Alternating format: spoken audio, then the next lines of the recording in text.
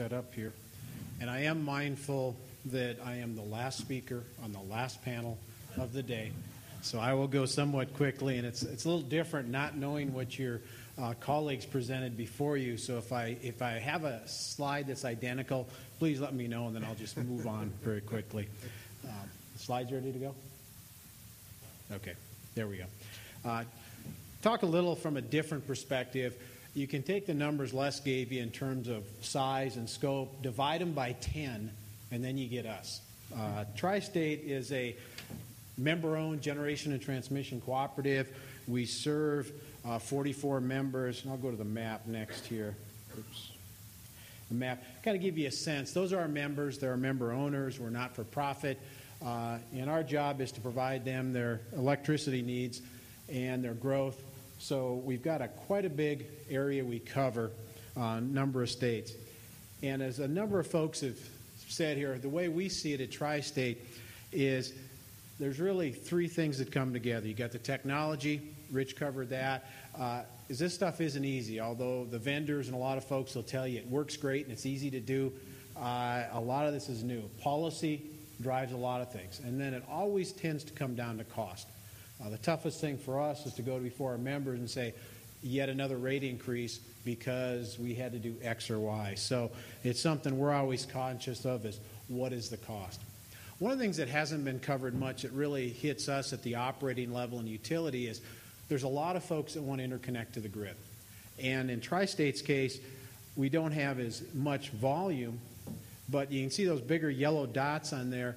We have about 62 requests, about 15,000 megawatts of requests on our system. Well, we're a 3,000 megawatt system. So obviously we can't absorb that. In fact, in all of Colorado, the load's about 10,000 megawatts. You couldn't even put it there if you wanted to. But one of the key things is how do you get the projects that really don't make sense, the ones that really aren't able to be taken to market, get them out of there so that projects that potentially have a buyer are able to actually interconnect to the grid and provide us some new resource. Tri-State, we've been working on how do we fix the queue. And a lot of you may have heard of this queue process. It was established by the Federal Energy Regulatory Commission, and it kind of said, well, if you're first in line, you're going to go through this whole process, and at the end of the day, you're the first one that gets the opportunity. Plenty of times to delay. Ends up taking about 10 years to get through it, which doesn't fit very well with anybody's model. So we've tried to change it. Instead of first in, first studied, and fixed, who's first ready to go? And that's one of the things we're trying to do, because as a transmission provider, too, I want to sell transmission. Every kilowatt hour, I should say every kilowatt of capacity I sell to somebody else is one less. It gives me a little revenue to spread over all my membership. So we're always trying to sell more, so it's important for us to try to fix this. We wanted to establish also, you have this import-export thing. Les hit upon, you can't possibly use all those megawatts in SPP. Well, you got to export them. Well, should the folks in SPP pay the cost to export those? Well, you'd like to have somebody else help pay for some of those costs. And that's something that we feel as you plan to serve the local load, hopefully you can leverage some of that and utilize those facilities to export also. Therefore, you lower the cost for the folks that help pay for them, but you get some revenue by exporting. Another thing, it's interesting, we'll have developers come in and say, we want to hook onto your grid. Okay, here's the process. You start getting towards the end, they say, well, we need transmission. Well, there's no transmission available where you wanted to hook on. Well, those are two separate processes. And that's the way the Federal Energy Regulatory Commission laid it out. So again, something we're trying to change. Our goal is how do we move you through the process quickly so at the end of the day you get hooked up and you can make money if you're a developer and we can collect some transmission revenue. The next thing I wanted to touch on is someplace where it worked pretty well for us. The senator referred earlier to a new utility-scale solar plant in New Mexico, and that's actually our plant. Tri-State signed a contract with a wind developer. It's by Cimarron, New Mexico. You can see that little sun there on the map. That's the physical location. It's about, I'll give you the next one. Here gives you kind of a graphic of what it looks like. That's actually the terrain where it's going to be at. You can see that mile scale on there. Gives you a sense of that. That's 500,000 individual panels wired together to give you 30 megawatts of output. And we went out for requests for proposals. This was the low bid. There's a lot of different technologies. Everybody will tell you theirs is the best. This by far beat everybody else in terms of price per kilowatt, what we were looking for. To give you a point of reference too, that's about 200 acres of land. And the output of this 30 megawatt solar plant in terms of kilowatt hours is about the same as 1 week from a 400 megawatt coal-fired generator. So if you wanted to replace the output of a coal-fired generator with these types of solar panels, you would cover somewhere around 15,000 acres of land for one unit. So you can start seeing the magnitude and scale of how much land is used for some of these. We put it in our system. One of the big reasons is, how do you integrate this in your system? Solar has a different profile than wind. We kind of move a little slow, and we want to say, let's get some on our system, let's operate it, let's maintain the facilities, let's see how it does for our system. And so one other slide of it, just to give you a sense of what it looks like. We're pretty proud of it, and we look forward to getting on our system and figure out how it works. Next one, in SPP, I think other regions of the country have done it, but one of the challenges as transmission providers is, where do you build all these lines to? Is it the developer that has the most political connections, gets the line run through his property? Or is it, do you have some scientific way of doing it? In the West U.S. and the interconnection, we're looking at what's called the renewable energy zones. Colorado kind of mapped theirs out. Now there's an effort in the entire West to say, where are the best renewable zones? Therefore, let's try to plan transmission through those zones, so at the end of the day, you'll be able to integrate, I think, in the most cost-effective manner, the resources. This one, I just point out, the one on the left is just some colors. It shows you some of the higher profile wind areas. The one on the right shows you some of the better solar areas. And the goal then is you take those types of maps that NREL puts out, and you change it into, here again, some of the colors actually referred to before. The dark blue is the better wind, the brighter red is the better solar. So you put those two overlap, and you say, okay, now the next goal, this is, as a transmission engineer, this is what I like to see. Here, you just put lines all over the western U.S., and you're done. I like the one that goes from Four Corners through the Navajo Reservation, over the Grand Canyon, and into Las Vegas. I think that one will be easy to build inside. But it just gives you a sense of some of the magnitude of the transmission as you try to connect all these zones. Even in this process, what we found is, and I have some folks working on it, you go to the meetings and everybody says, well, can't you jog that one a little further this way or a little further that way? Just so happens they have some development rights in those areas. So it's very difficult to get everybody together to agree on anything. But the ultimate goal of this effort is to get to, let's use this chart for example, it's really to get to, you could identify from and to location, get an idea of what the transmission costs are, so you can choose what's the best renewable to bring into my state, my area, wherever that may be. And that's important for another reason, and it's really cost of transmission. This graph here kind of indicates, on the left axis you have dollars per megawatt, so depending on the cost of your transmission to add your resource, and going off to the right is how much do you use the line.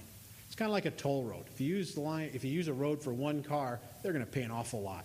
If you use it 90% of the time, or 90 cars are on that road, each one pays less. It's no different in renewables.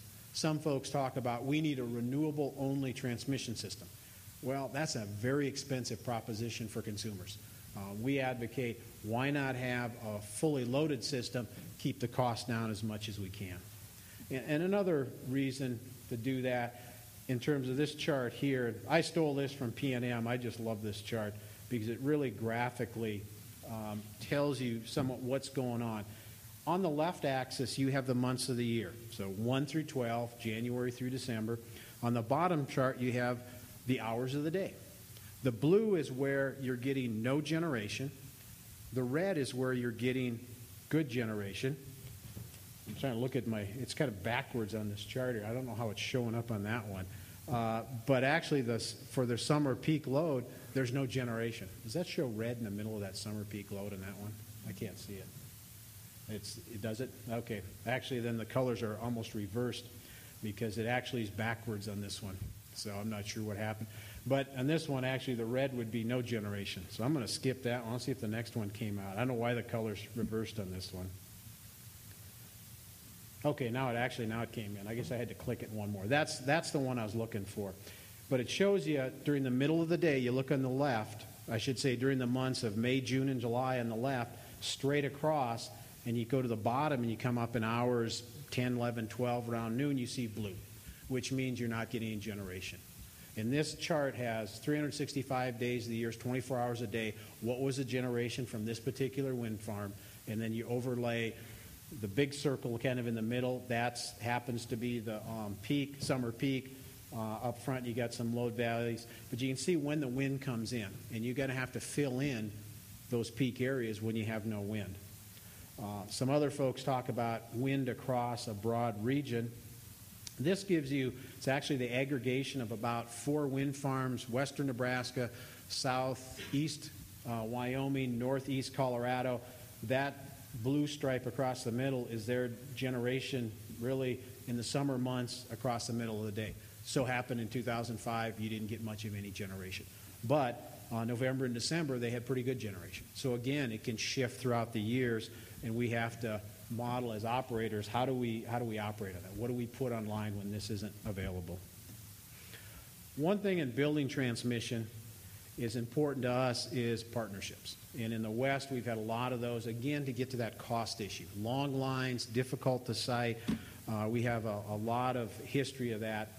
I didn't see Les's slide, but here's a High Plains Express. We're a participant in that project.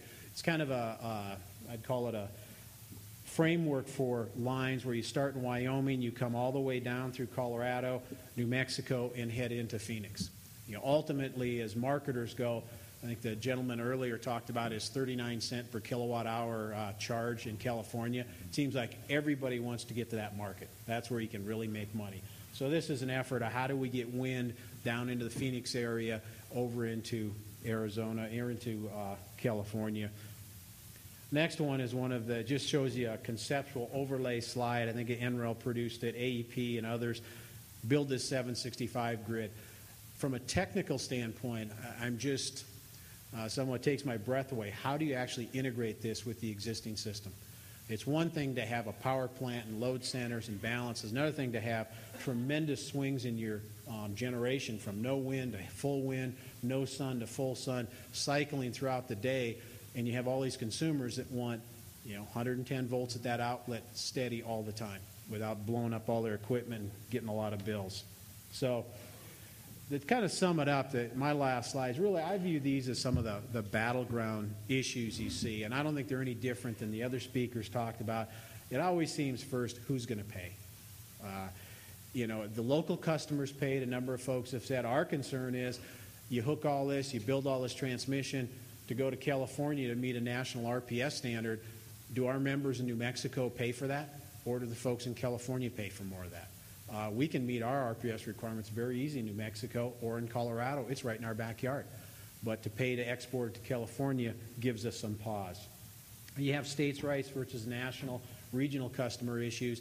And what scares me also is you build a 765 down through a number of my members' territory. Now, I have to come down and build a 115 kV line to serve the local load. Those county planning officials are probably going to be pretty upset. They got rolled right over. Will I be able to site that line?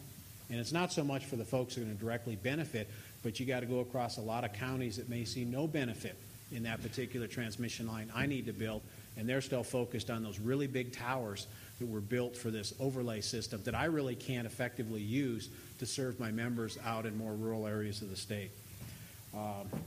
With that, the last slide I'll put on is just, it is fun being an engineer nowadays.